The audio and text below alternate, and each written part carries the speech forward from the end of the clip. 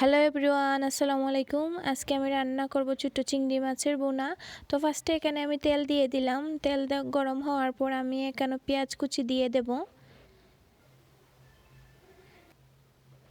তো এই তো আমি পেঁয়াজ কুচি দিয়ে দিলাম। এখন পেঁয়াজটা ভালোভাবে ভেজে নেব। ভেজে নেওয়ার পর সব ধরনের মশলা অ্যাড করব। তো এই তো মশলাটা ভালোভাবে কষানো হয়ে গেছে। এখন আমি ছোটো চিংড়িটা দিয়ে দেব। তো এখন চিংড়িটা ভালোভাবে মশলার সাথে কষিয়ে নেব। এই তো আমি একটু ভালোভাবে নাড়াচাড়া দিচ্ছি।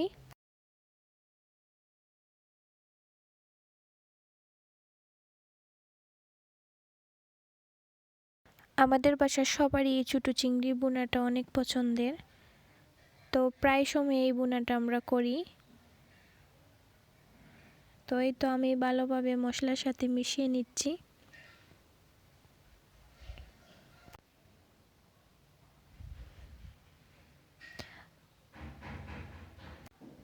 তো ভালোভাবে কষানো হয়ে গেলে আমি এখানে পরিমাণ মতো ঝোল দিয়ে দিব।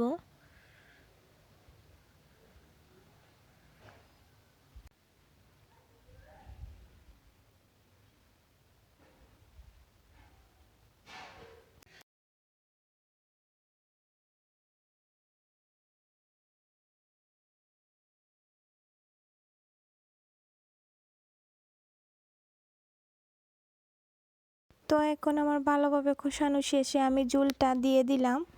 তো এই তো অল্প ঝোল দিলাম, কারণ এটা বোনা করবো, তো তাই অল্প ঝোল দিলাম। এখন ঝোলটা যতক্ষণ পর্যন্ত না কষবে ততক্ষণ পর্যন্ত একটু ভালোভাবে জাল দিয়ে নেব।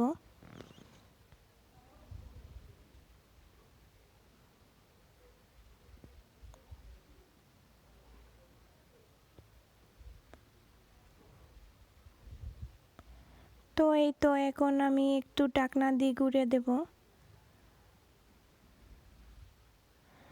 তো এই তো দেখতে পারতেছেন আমার ঝোলটা শুকিয়ে গেছে আর চিংড়িটা মশলা মশলা হয়ে গেছে। তো মোটামুটি প্রায় রান্নাটা আমার শেষ। তো এখন ধনিয়া পাতাটা দিয়ে দেব। এই তো ধনিয়া পাতা দিয়ে দিলাম।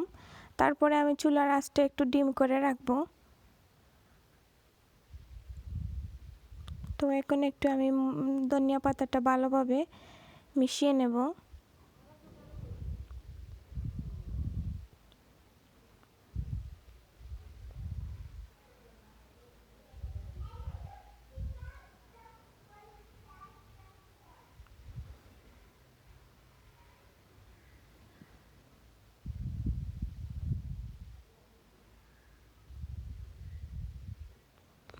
তো এই তো আমার প্রায় রান্নাটা শেষ।